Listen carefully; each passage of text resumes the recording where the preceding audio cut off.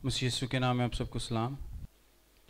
हम खुदा यीशु मसीह की पैदाइश से मुतालिक बातों पर गौर कर रहे हैं और आप जानते हैं कि पिछली क्लासेस में हमने तरतीबवार वाक़यात को समझने की सीखने की कोशिश की है और आज हम आगे बढ़ेंगे।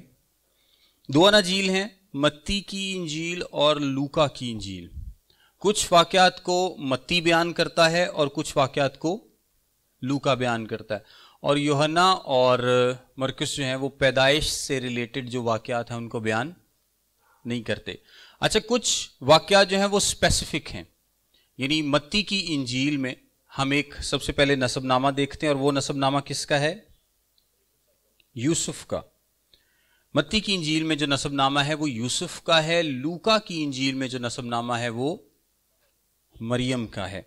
इसके बाद मत्ती की इंजील में आप देखते हैं कि ज्यादातर यूसुफ की तरफ से बयान किया गया, यानी फरिश्ता यूसुफ के पास आया और उसने यूसुफ को एक ख्वाब में आकर कुछ बातों की हिदायत की और फिर यूसुफ उठता है और उन पर अमल करता है, और बाद में भी यूसुफ के यानी यूसुफ के ताल्लुक से वो ज्यादा बयान करता है मत्ती।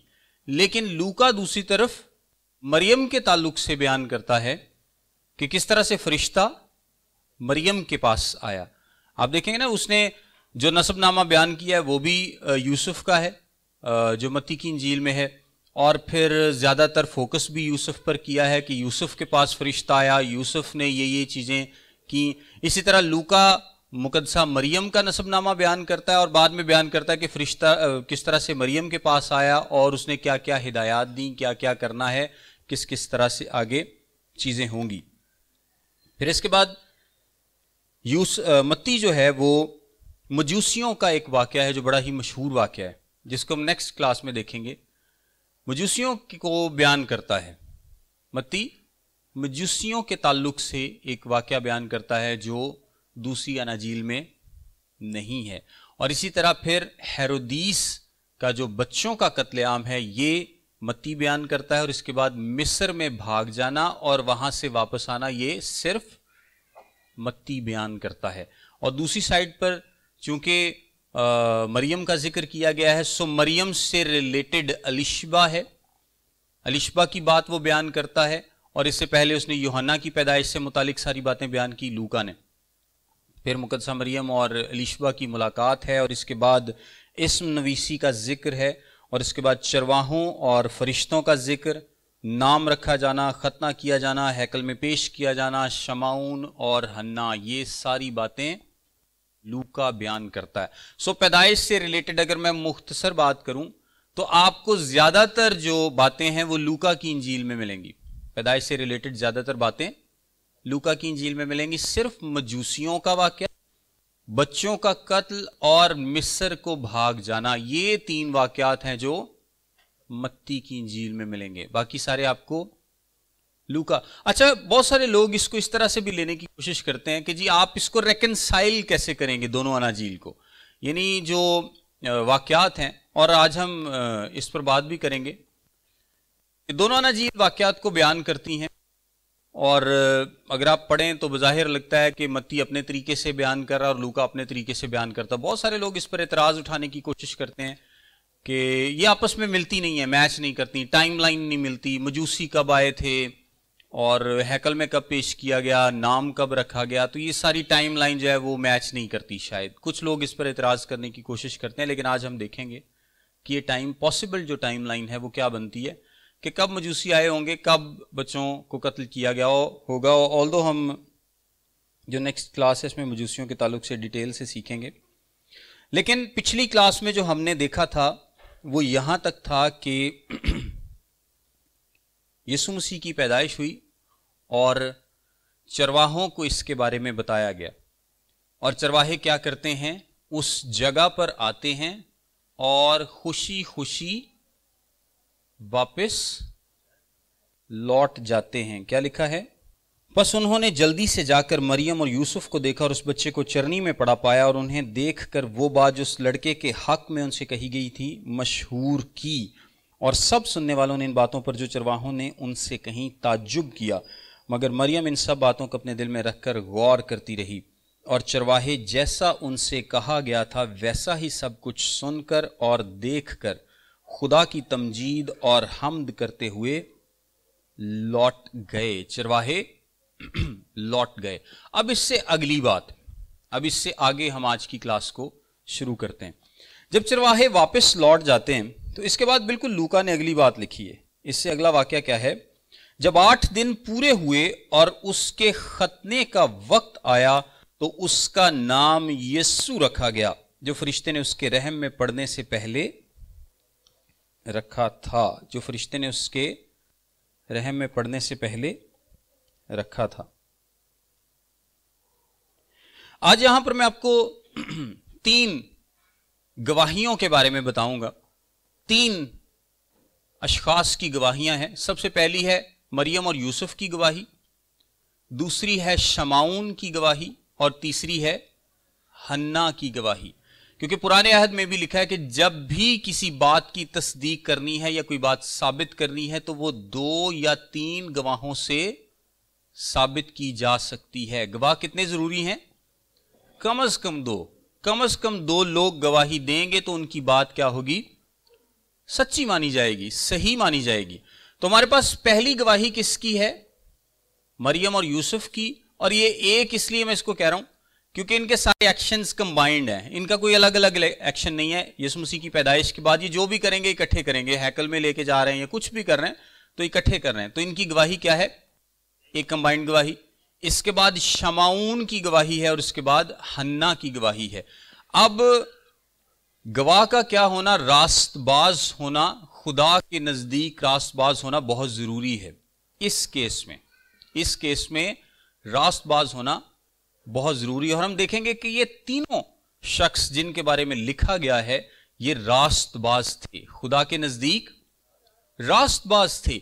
यूसुफ के बारे में क्या लिखा है कि वो रास्तबाज था और मरियम पर फजल हुआ था। सो हम अंदाजा, लिखा नहीं गया लेकिन हम अंदाजा यही लगाते हैं और यही बात है कि वो भी रास्तबाज खातून थी।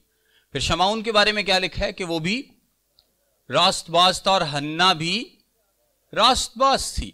सो ये लोग रास्तबाज हैं जो यीशु मसीह की पैदाइश के बाद उसकी गवाही देंगे कि यही मसीह है। यीशु मसीह की गवाही देंगे। और चौथे नंबर पर गवाही बाप की तरफ से है। अभी इन 3 गवाहियों पर हम गौर करेंगे।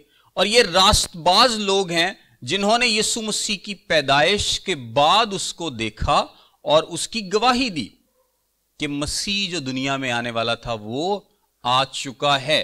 खुदा की निजात इस दुनिया में आ चुकी है। खुदा का जो निजात का मंसूबा था उसको पूरा करने के लिए मसीह जो है वो आ चुका है। क्योंकि अगर कोई भी बंदा और इन्वॉल्व ना किया जाए, ये कहा जा सकता है कि कोई भी शख्स मसीह की पैदाइश के बाद कोई एक्सटर्नल शख्स इन्वॉल्व नहीं था। मतलब सिर्फ मरियम और यूसुफ ही थे, उन्होंने कहा कि यीशु मसीह की पैदाइश हुई है, कोई दूसरे किसी बंदे को पता ही नहीं चला या कोई और बंदा इन्वॉल्व ही नहीं था। सो खुदा के पाकरू ने और भी लोगों को इस पैदाइश में इन्वॉल्व किया है जो फैमिली से बाहर के हैं, जिस तरह के मजूसी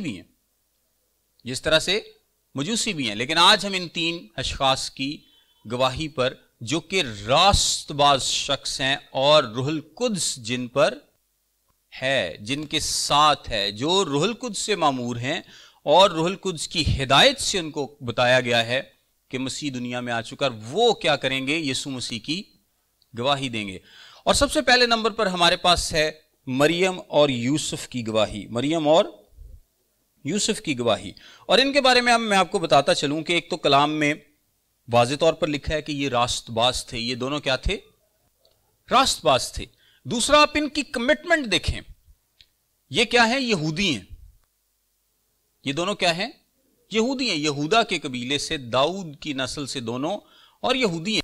ये शरीयत पर इतने कारबंद हैं, इतने ज्यादा शरीयत पर अमल करने वाले हैं कि उन्होंने यीशु मसीह के केस में भी शरीयत के तमाम तकाजों को पूरा किया।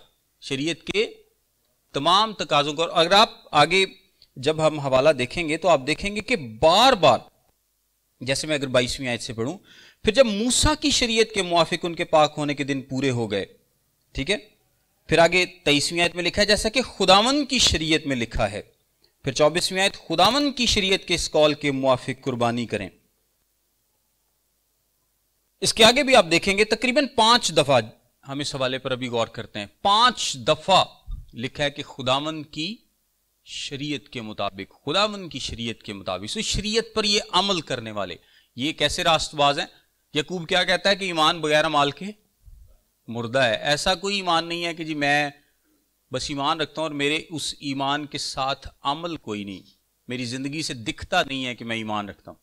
سو یہ ایسے لوگ ہیں، ایسے راست باز ہیں جو عمل بھی کرنے والے ہیں، ان کی زندگی سے عمل نظر آتا. اور یسوع مسیح کے کیس میں بھی یہ عمل آپ کو نظر آئے گا کہ انہوں نے ٹھیک 21ویں آیت میں لکھا ہے جب 8 دن پورے ہوئے اور اس کے ختنے کا وقت آیا تو اس کا نام یسوع رکھا جو فرشتے نے اس کے رحم میں پڑنے سے پہلے رکھا تھا. اچھا، ختنے کے تعلق سے میں کچھ بات کرنا چاہوں گا. پیدائش 17 باب میں اس کا ذکر ہوا. خدا نے ابراہیم کے ساتھ ایک عہد باندھا اور اس عہد کا نشان کیا تھا؟ ختنہ تھا. اور پھر یہودیوں کے لیے ضروری تھا کہ ہر ایک یہودی مرد کا ختنہ کیا جائے. ہر ایک یہودی کے لیے ضروری تھا. اگر کسی کا ختنہ نہیں کیا جاتا تھا تو وہ یہودی نہیں ہو سکتا تھا. شریعت کے مطابق اگر کسی کا ختنہ نہیں ہوا تو وہ یہودی نہیں ہو سکتا. یہ جسمانی ان کو ایک نشان دیا گیا تھا. اور آپ کو پتا ہے کہ کلام میں اس بات کو واضح بھی کیا گیا ہے اور نئے عہد نامے میں اس کو ایکسپلین بھی کیا گیا کہ یہ بیسیکلی ہے کیا. ختنہ جو ہے بار بار ہمیں جسمانی اور اس کے بعد روحانی ختنے کی انٹرنل کلینزنگ کی بات کی گئی ہے. یعنی ہمیں کس چیز کی ضرورت ہے؟ پاک ہونے کی ضرورت ہے. ہمیں پاک ہونے کی ضرورت ہے، ہمیں صاف ہونے کی ضرورت ہے، ہمیں کلینزنگ کی ضرورت ہے. ہم گناہ میں گھرے ہوئے ہیں اور ہمیں پاک کیے جانے کی ضرورت ہے. یہ روحانی طور پر ختنے کا معنی ہے. اور اس کا جسمانی نشان خدا نے بنی اسرائیل کو یہ دیا تھا کہ ان کے جسم کی کھلڑی اتاری جاتی تھی جو کہ اس بات کو ظاہر کرتی تھی کہ تمہیں کلینزنگ کی ضرورت ہے، تمہیں پاک ہونے کی ضرورت ہے. اور یہ بیسیکلی اور یہودیوں کا باقی آپ نظام دیکھ لیں کہ صرف ختنہ ہی نہیں، آپ ان کی قربانیوں کا نظام دیکھ لیں. یہودیوں میں جو قربانیوں کا نظام تھا وہ کیا احساس دلاتا تھا؟ وہ ہر یہودی کو ہر قربانی پہ احساس دلاتا تھا کہ ہمیں اپنے گناہ سے چھٹکارے کی ضرورت ہے. میں نے غلطیاں کی ہیں، میں نے خطائیں کی ہیں، میں نے گناہ کیے ہیں، میں ناپاک ہو چکا ہوں. سو مجھے کس چیز کی ضرورت ہے؟ مجھے پاکیزگی کی ضرورت ہے، مجھے کلینزنگ کی ضرورت ہے، مجھے پاک کیے جانے کی ضرورت ہے. ہر قربانی ان کو یہ یاد دلاتی تھی، ہر عید ان کو یہ یاد دلاتی تھی. عید فصح ہو یا باقی عیدیں ہوں، ان کا سارا نظام اس پر مبنی تھا کہ خدا انہیں بار بار یاد دلاتا ہے، خدا انہیں بار بار یاد دلاتا ہے کہ تمہیں پاکیزگی کی ضرورت ہے، تمہیں پاکیزگی کی ضرورت ہے، پاک کیے جانے کی ضرورت ہے. بنی اسرائیل کو اپنے گناہ کو پہچاننے کی ضرورت ہے، انسانوں کو نجات دہندہ کی ضرورت ہے. جب ان کو شریعت دی گئی تو شریعت کا مقصد کیا ہے؟ شریعت کیا کرتی ہے؟ گنہگار ٹھہراتی ہے. شریعت گنہگار ٹھہراتی ہے. کیوں؟ کیونکہ شریعت پر کوئی عمل نہیں کر سکتا اور انسان کو پتا چلتا ہے کہ میں شریعت پر عمل نہیں کر سکتا. جب حکم دیا گیا تو حکم کا مقصد کیا تھا؟ تاکہ انسان کو ریئلائز کروا سکے کہ وہ خدا کے تقاضوں پر پورا نہیں اتر سکتا، خدا کے تقاضوں پر پورا نہیں اتر سکتا. وہ کم تر ہے، وہ ناپاک ہے، وہ گنہگار ہے. Humans need a severe. انسانوں کو ایک نجات دہندہ کی ضرورت ہے جو اس گیپ کو ختم کر سکے، اس راستے کو دوبارہ کھول سکے. سو قربانیاں اس بات کی علامت ہیں، عیدیں اس بات کی علامت ہیں. بچہ پیدا ہوتا ہے تو عورت کیا کہلاتی ہے؟ 7 دن تک ناپاک. کیوں؟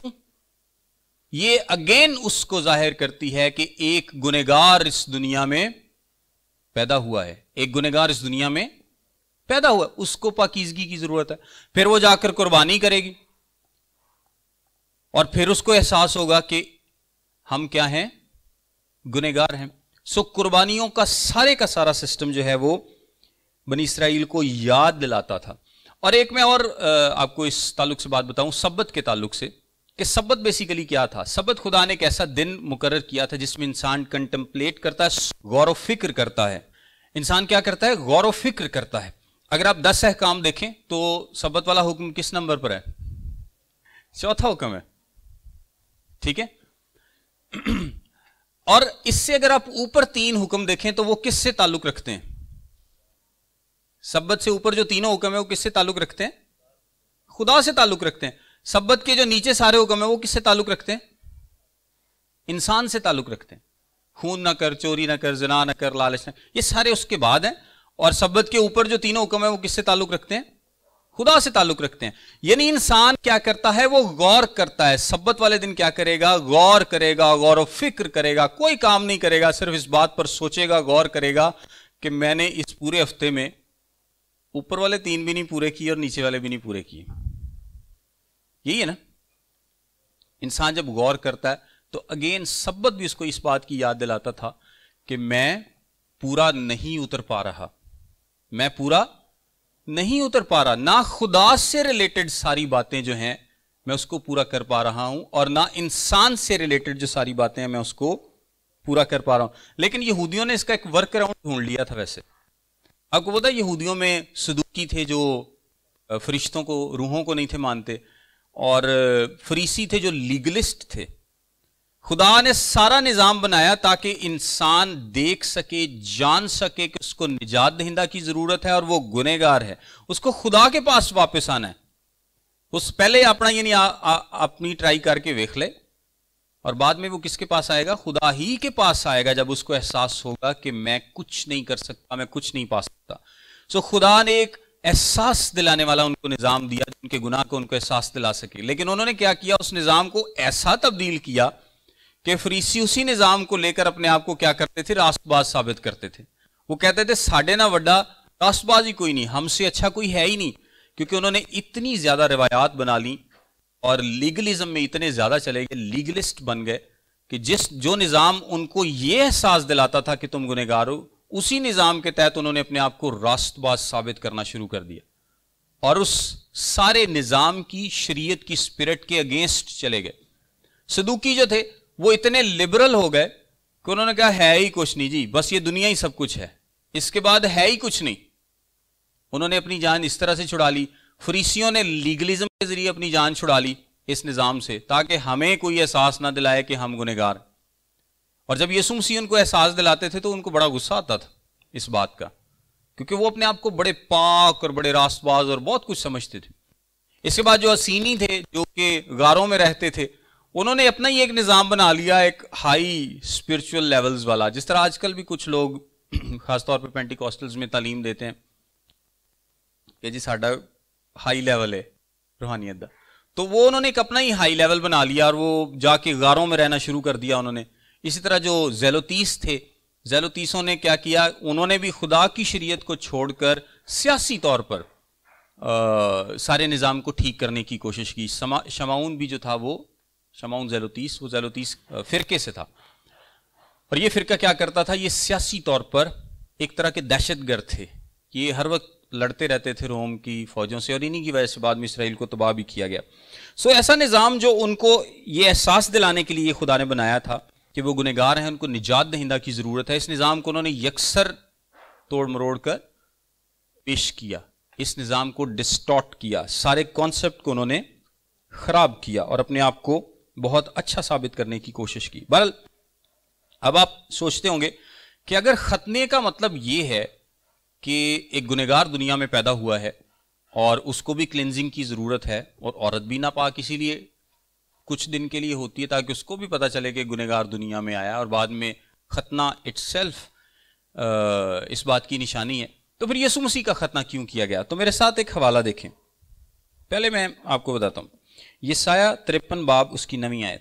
ہم سب جانتے ہیں کہ یسوع مسیح کی ذات میں گناہ نہیں تھا. ہی واز سن لیس, اس نے کوئی گناہ نہیں کیا تھا. اور یسایہ 53 باب اس کی 9 آیت میں لکھا ہے, اور اس کے منہ میں ہرگز چھل نہ تھا. اس کے منہ میں ہرگز چھل نہ تھا. دوسرا کرنتھیوں 5واں باب 21ویں آیت. دوسرا کرنتھیوں 5واں باب 21ویں آیت لکھا ہے, جو گناہ سے واقف نہ تھا اسی کو اس نے ہمارے واسطے گناہ ٹھہرایا تاکہ ہم اس میں ہو کر خدا کی راست بازی ہو جائیں. اور بھی بہت سارے حوالے ہیں جو کہ یہ بات ثابت کرتے ہیں کہ یسوع مسیح کی ذات میں گناہ نہیں تھا. وہ سن لیس. میرے ساتھ دیکھیں گلتیوں کا خط اس کا 4 باب 4 آیت لکھا ہے, لیکن جب وقت پورا ہو گیا تو خدا نے اپنے بیٹے کو بھیجا جو عورت سے پیدا ہوا اور شریعت کے ماتحت پیدا ہوا. شریعت کے ماتحت, انڈر دا لا. یعنی یسوع مسیح کی پیدائش کیسے ہوئی ہے؟ شریعت کی ماتحتی میں, یعنی انڈر دا لا. اس کا مطلب یہ ہے کہ لا جو بھی ریکوائر کرے گا, شریعت کے جو بھی تقاضے ہوں گے وہ یسوع مسیح کی ذات میں پورے ہوں گے. اس کو ضرورت نہیں ہے, اس کو گنہگاروں والا بپتسمہ لینے کی بھی ضرورت نہیں تھی, لیکن اس نے کیا کہا تھا کہ ہمیں اسی طرح ساری راست بازی کو پورا کرنا مناسب ہے. اور آپ کو پتا ہے کہ یسوع مسیح نے پوری زندگی, ہم اکثر اس بات پر سوچتے ہیں کہ اگر یسوع چاہتا تو تھوڑی دیر کے لیے اس دنیا میں آ جاتا, 1 ہفتہ 2 ہفتہ, مہینہ, 2-3 سال کے لیے. جوان یسوع آتا, اپنا کام کرتا اور چلا جاتا. تو ایسے بھی تو ہو سکتا تھا, لیکن کیوں خدا نے یہ چنا, کیوں خدا نے ایسے مقرر کیا کہ وہ پیدا ہو, سب کچھ اس کے شریعت کے مطابق اس کے ساتھ ہو, وہ ساری راست بازی کو پورا کرے, 30 سال اپنی زندگی انسانوں کی طرح گزارے جس طرح ہم سب گزارتے ہیں, پھر تعلیم دے, پھر صلیبی موت مرے اور پھر آسمان پر اٹھایا جائے. تو اس کا کیا مقصد تھا کہ وہ 30 سال اس طرح سے اس نے دنیا میں گزارے؟ تو یہ بیسیکلی اس لیے تھا کیونکہ شریعت پر آج تک کوئی عمل نہیں کوئی شخص اس راست بازی کو حاصل نہیں کر پایا تھا. لیکن یسوع مسیح نے ایک سن لیس, گناہ کے بغیر زندگی گزار کر, یہ راست بازی کی زندگی گزار کر, وہ کس کے لیے گزاری؟ ہمارے لیے. یعنی صلیب پر جو ٹرانزیکشن ہوئی ہے, کیا ہوا کہ ہم نے اپنے گناہ یسوع نے ہمارے گناہ اٹھا لیے اور اس کی راست باز زندگی ہمارے اکاؤنٹ میں لکھی گئی. یعنی ایسے لکھا گیا کہ وہ راست باز زندگی کس نے گزاری ہے؟ ہم نے. یعنی ہمارے گناہ یسوع مسیح کے کھاتے میں سارے, اور اس کی وہ راست باز زندگی جو اس نے گزاری وہ ساری ایسے ہے جیسے ہم نے گزاری ہے. اور پھر ہماری رسائی جو ہے وہ, یعنی اس کی صلیبی موت سے ہمارے گناہوں کی معافی ممکن ہوئی, اس سے خدا کے حضور ہماری رسائی جو ہے وہ ممکن ہوئی. سو یہ ایک ٹرانزیکشن ہے جو صلیب پر ہوئی تھی. یعنی اس کی راست باز زندگی ہمیں مل گئی, ہمارے سارے گناہ اس پر لاد دیے گئے, اور اس نے وہ سزا برداشت کی جو ہمیں برداشت کرنی تھی. اور راست باز زندگی کے حصول, راست باز زندگی کے تحت جو ہمیشہ کی زندگی ہمیں نہیں ملنی تھی, وہ اس کی راست باز زندگی کی وجہ سے ہمیں ملی. یہ اتنا مشکل بھی نہیں ہے یہ کانسیپٹ. بہرحال اچھا, اس سے آگے بڑھتے ہیں. لکھا ہے اور ساتھ ہی یسوع مسیح کا نام رکھا گیا. اب یہودی روایات کے مطابق 8ویں دن یوحنا کا نام بھی 8ویں دن رکھا گیا اور یسوع مسیح کا نام بھی 8ویں دن. اور یہ کوئی اتنا مشکل کام نہیں تھا. اب اس کا مطلب کیا ہے؟ اس کا مطلب ہے کہ 8 دن تک تو وہ کہاں پر ہیں؟ بیت لحم میں ہی رہ رہے ہیں. کیونکہ 7 دن تک, میرے ساتھ دیکھیے اخبار کی کتاب اس کا 12واں باب, پہلی آیت سے پڑھوں گا. لکھا ہے اور خداوند نے موسیٰ سے کہا, بنی اسرائیل سے کہہ کہ اگر کوئی عورت حاملہ ہو اور اس کے لڑکا ہو تو وہ 7 دن ناپاک رہے گی جیسے حیض کے ایام میں رہتی ہے, اور 8ویں دن لڑکے کا ختنہ کیا جائے. اس کے بعد 33 دن تک وہ طہارت کے خون میں رہے, اور جب تک اس کی طہارت کے ایام پورے نہ ہوں تب تک نہ تو کسی مقدس چیز کو چھوئے اور نہ مقدس میں داخل ہو. سو یہ عورت کے لیے مقرر کیا گیا تھا. ہم اس پر پہلے ڈسکس کر چکے ہیں کہ یہ کیوں تھا کہ 7 دن تک وہ ناپاک رہے گی اور کہیں آ جا نہیں سکتی, اور جو مقدس چیزیں ہیں ان کو چھو نہیں سکتی. اور اس کے بعد 33 دن مزید وہ گزارے گی, اور پھر 40 دن کے بعد وہ اپنی نارمل روٹین پر آ سکتی ہے. سو 22ویں آیت دیکھیں, لوکا 2 باب اس کی 22ویں آیت میں لکھا ہے, پھر جب موسیٰ کی شریعت کے موافق ان کے پاک ہونے کے دن پورے ہو گئے تو وہ اس کو یروشلیم میں لائے تاکہ خداوند کے آگے حاضر کریں. اب یہاں پر 2 باتیں, پہلی ہے طہارت اور دوسری ہے خداوند کے حضور پیش کیا جانا، یسوع کو خداوند کے حضور پیش کیا جانا. میں آپ کو بتاتا ہوں کہ ہوتا کیا تھا. ہوتا یہ تھا کہ جب بھی کوئی پہلوٹا بچہ پیدا ہوگا تو سب سے پہلے اس کا ختنہ کیا جائے گا 8ویں دن. پھر 1 مہینے کے بعد سب بچوں کا ختنہ کیا جائے گا، لیکن 1 مہینے کے بعد جو پہلوٹا ہے اس کا فدیہ دیا جائے گا. شریعت میں کیا تھا؟ پہلوٹے کا فدیہ دیا جاتا تھا، اور اس کے لیے قیمت کیا تھی؟ 5 مسکال. 5 مسکال. اس کے لیے آپ حوالہ دیکھ سکتے ہیں، گنتی کی کتاب اس کا 18واں باب 16ویں آیت. اور جن کا فدیہ دیا جائے جب وہ 1 مہینے کے ہوں تو ان کو اپنی ٹھہرائی ہوئی قیمت کے مطابق مقدس کی مسکال کے حساب سے جو 20 جیرے کی ہوتی ہے چاندی کی 5 مسکال لے کر چھوڑ دینا. چاندی کی 5 مسکال، اور آئی تھنک رفلی 11 گرام کی ایک مسکال ہوتی، تھوڑا بہت اس میں وزن میں آگے پیچھے ہوتا ہے. بہرحال چاندی کی 5 مسکالیں دے کر جو پہلوٹا ہے اس کو ریڈیم کیا جاتا تھا. اب ریڈیم کرنے کا کیا مطلب ہے؟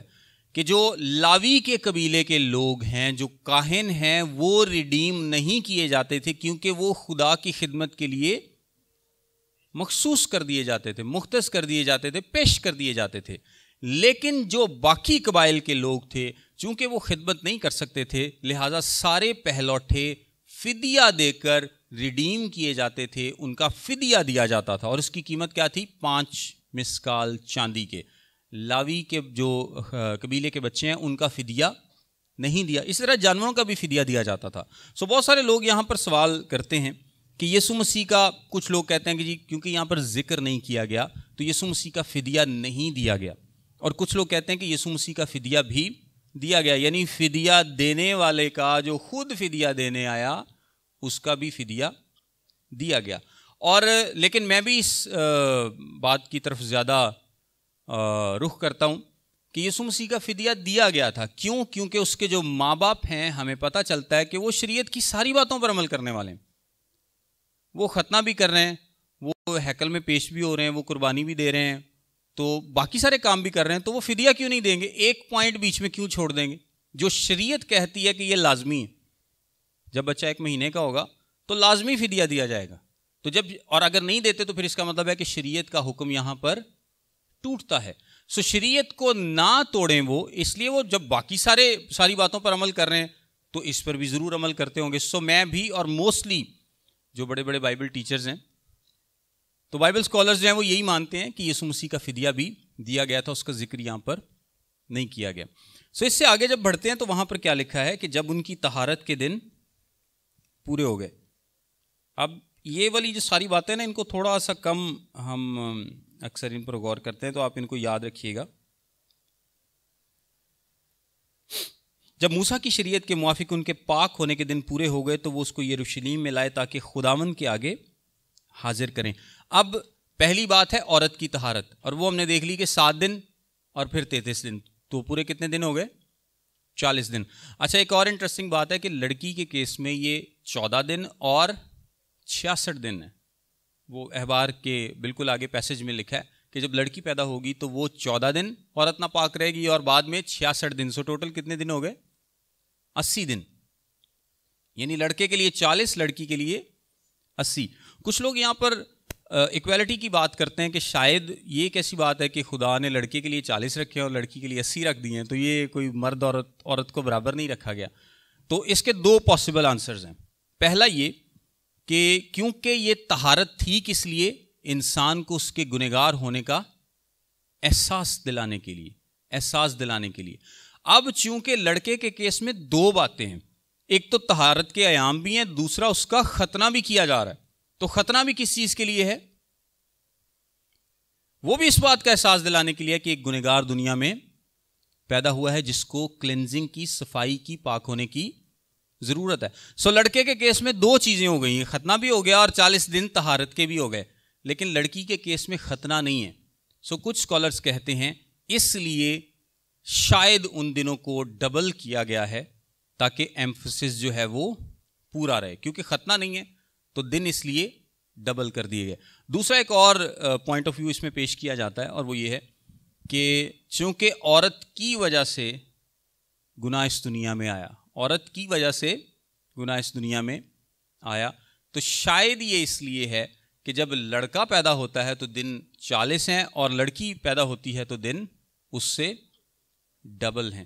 بہرحال پہلے پوائنٹ آف ویو کے ساتھ میں تھوڑا سا زیادہ متفق ہوں، لیکن میں نے آپ کو دونوں اس لیے بتایا تاکہ آپ اپنے خود اس پر سوچ سکیں.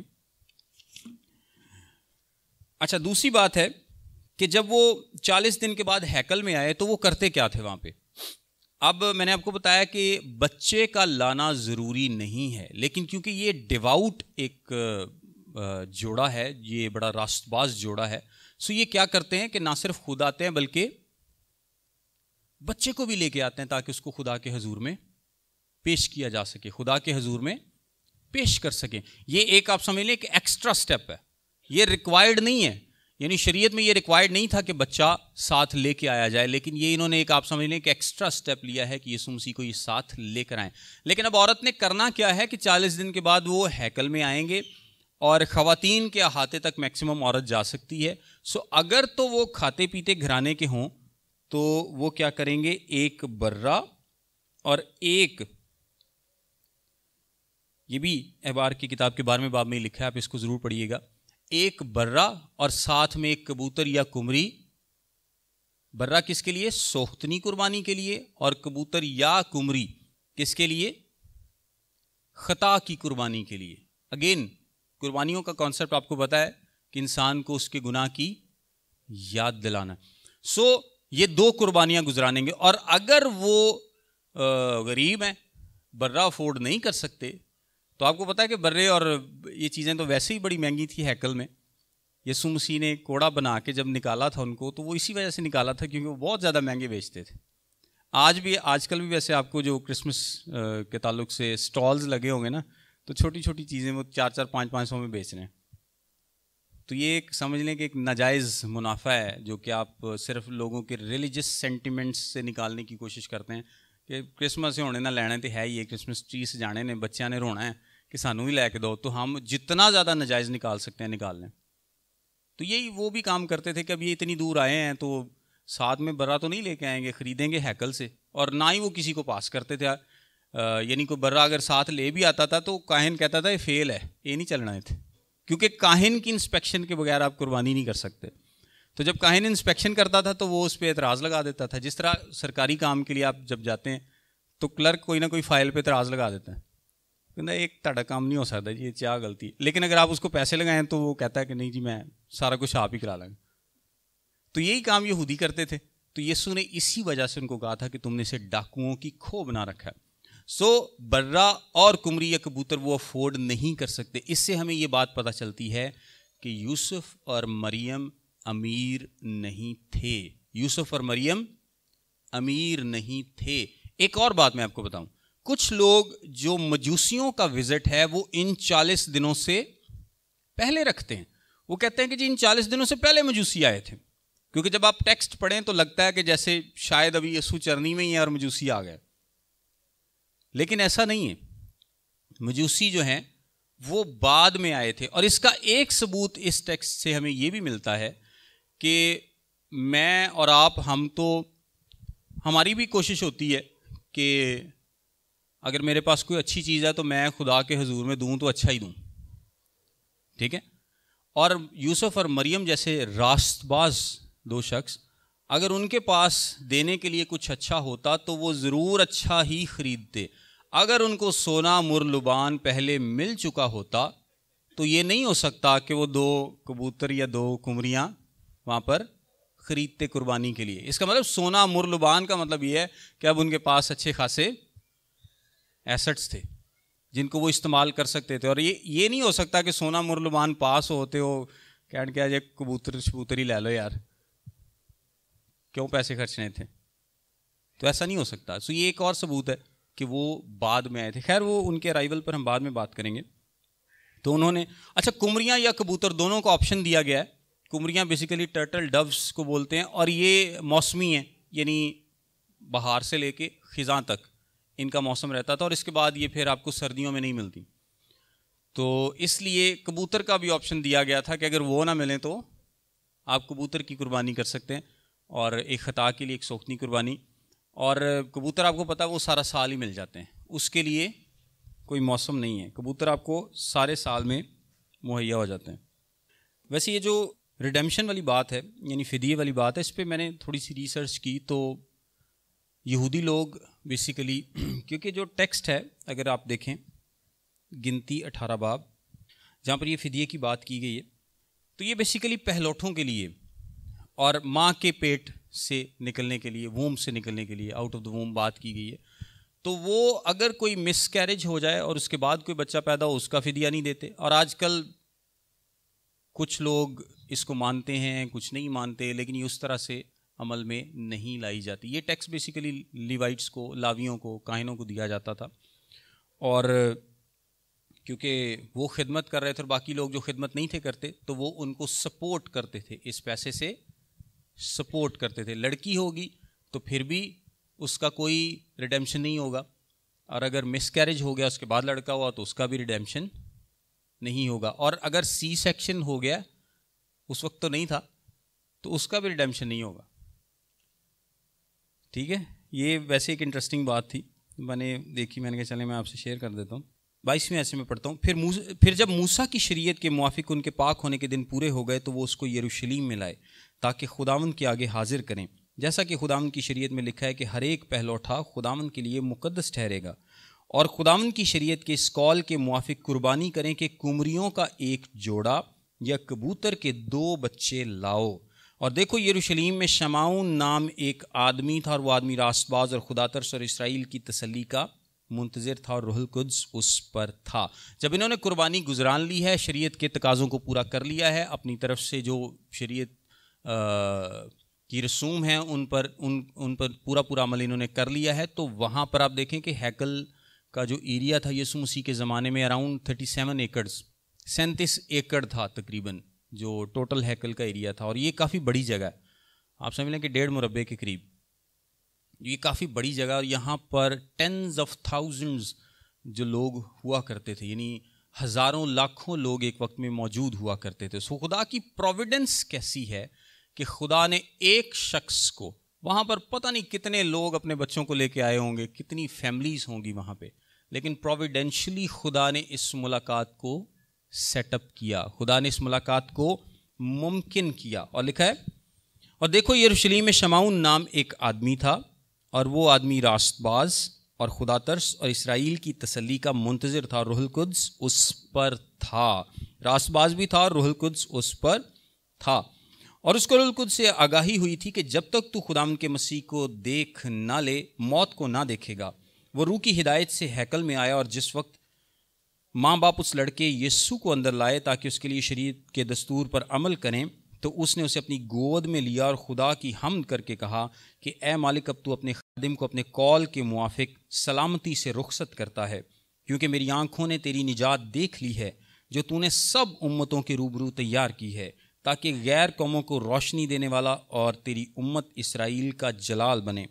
اور اس کا باپ اور اس کی ماں ان باتوں پر جو اس کے حق میں کہی جاتی تھیں تعجب کرتے تھے، اور شمعون نے ان کے لیے دعائے خیر کی، اور اس کی ماں مریم سے کہا دیکھیے اسرائیل میں بہتوں کے گرنے اور اٹھنے کے لیے اور ایسا نشان ہونے کے لیے مقرر ہوا ہے جس کی مخالفت کی جائے گی، بلکہ خود تیری جان بھی تلوار سے چھن جائے گی، تاکہ بہت لوگوں کے دلوں کے خیال کھل جائیں۔ یہاں پر میں صرف 2-3 ورسز ایکسپلین کرنا چاہوں گا۔ لکھا ہے یہ اسرائیل میں بہتوں کے گرنے اور اٹھنے کے لیے، گرنے اور اٹھنے کا کیا مطلب ہے؟ اٹھنے کا مطلب ہے جو لوگ یسوع مسیح کو اپنا نجات دہندہ قبول کریں گے اور ایمان لے آئیں گے، ان کے سر بلند ہونے، ان کے اٹھنے کا، اور گرنے کا ہمیشہ کی ہلاکت میں گرنے کا ان لوگوں کے لیے جو یسوع مسیح پر ایمان نہیں لائیں گے، جو یسوع مسیح پر ایمان نہیں لائیں گے۔ اور مریم کو کہا گیا کہ خود تیری جان بھی تلوار سے چھد جائے گی، یعنی اس کی صلیبی موت۔ اب دیکھیں، اب یہاں تک جو کچھ بھی ہو رہا ہے وہ بہت اچھا ہے،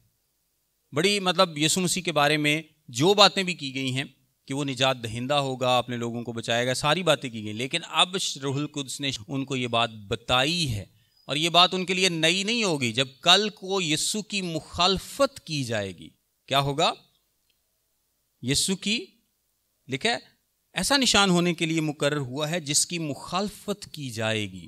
تو جب یسوع کی مخالفت کی جائے گی، اس کو رد کیا جائے گا، تو یہ باتیں جو آج مریم اپنے ذہن میں، اپنے دل میں رکھ رہی ہے، اپنی سوچوں میں سوچ رہی ہے، یہ اس کے لیے نئی نہیں ہوں گی. یہ کوئی ایسی بات نہیں ہوگی کہ نہیں یہ تو بادشاہ بننا تھا اور اس کے ساتھ تو ایسا کچھ ہونا ہی نہیں تھا اور سب کچھ اچھا اچھا تھا، بلکہ روح القدس نے پہلے سے بتا دیا، پہلے سے آگاہی ہو دی، اور آپ کو آگاہی دی. اور آپ کو پتا ہے کہ جب شاگردوں کو بھی یسوع مسیح نے ایسا کہا تھا کہ میں نے تمہیں پہلے سے بتا دیا تاکہ جب ہو تو یہاں پر بھی روح القدس ان کو پہلے سے آگاہی دے رہا ہے، بتا رہا ہے. اور لکھا بہت سے لوگوں کے دلوں کے خیال کھل جائیں. خیال کھل جائیں کا کیا مطلب ہے؟ اس کا مطلب ہے کہ جو یسوع مسیح پر ایمان لائے گا یا نہیں، یہ بات ہی ثابت کر دے گی کہ اس کے دل کا خیال کیا ہے یا اس کی ایٹرنل ڈیسٹینی کیا ہے. یعنی جو اس پر ایمان لے آئیں گے وہ ہمیشہ کی زندگی پائیں گے، اور جو اس پر ایمان نہیں لے آئیں گے وہ ہمیشہ کی موت میں چلے جائیں گے. اور پھر آگے لکھا، اور عاشر کے قبیلے میں سے حنا نام فنویل کی بیٹی ایک نبیہ تھی، وہ بہت عمر رسیدہ تھی اور اس نے اپنے کنوار پن کے بعد 7 برس ایک شوہر کے ساتھ گزارے تھے. وہ 84 برس سے بیوہ تھی اور ہیکل سے جدا نہ ہوتی تھی، بلکہ رات دن روزوں اور دعاؤں کے ساتھ عبادت کیا کرتی تھی. اب لکھا ہے کہ 7 برس اس نے ایک شوہر کے ساتھ گزارے، اور عموماً ہم نے بات کی کہ 13 برس کی عمر میں شادی ہو جاتی، تو کتنے برس ہو گئے؟ تقریباً 20 سال کی.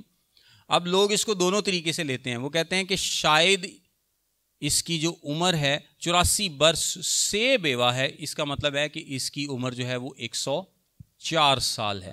اور کچھ لوگ اس کو یونانی ٹیکسٹ میں اس کو دونوں طریقے سے لیا جا سکتا ہے. کچھ لوگ کہتے ہیں کہ نہیں، اس کی عمر 84 برس ہے اور یہ 64 برس سے بیوہ ہے. یعنی اس کی شادی ہوئی 13 سال کی عمر میں، 7 سال اس نے اس کے ساتھ گزارے، اور پھر اب یہ 64 سال سے بیوہ ہے. دونوں طریقے سے اگر آپ اس کو لیں تو اس کا مطلب یہی بنتا ہے کہ وہ عمر میں بہت بڑی تھی، ایڈوانسڈ ان ایئرس، یعنی کافی زیادہ اس کی عمر تھی. وہ 84 برس سے بیوہ تھی اور ہیکل سے جدا نہ ہوتی تھی، بلکہ رات دن روزوں اور دعاؤں کے ساتھ عبادت کیا کرتی تھی. اور وہ اسی گھڑی وہاں آ کر خدا کا شکر کرنے لگی، اور ان سب سے جو یروشلیم کے چھٹکارے کے منتظر تھے اس کی بابت باتیں کرنے لگی. ان سب سے جو یروشلیم کے چھٹکارے کے منتظر تھے. یہ خدا نے ایک اور ملاقات کا ارینج کیا.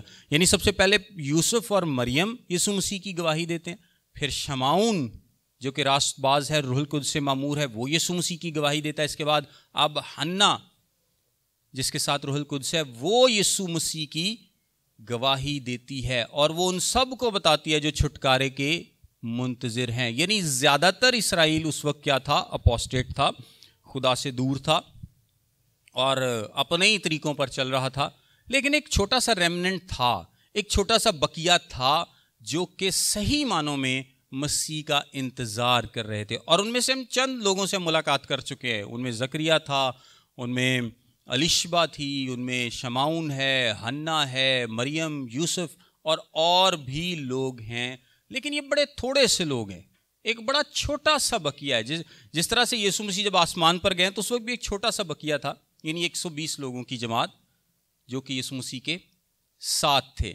اور آخرت کے تعلق سے بھی یسوع مسیح نے کیا کہا ہے کہ وہ دروازہ تنگ ہے، وہ دروازہ تنگ ہے، وہ راستہ چھوٹا ہے، تو وہاں پر تھوڑے لوگ جائیں گے، وہاں پر تھوڑے لوگ جائیں گے. زیادہ تر لوگ دوسری سائڈ پہ جائیں گے جہاں پر راستہ زیادہ کھلا، دروازہ بھی زیادہ بڑا ہے، دوڑ کے نہ جو پائیں.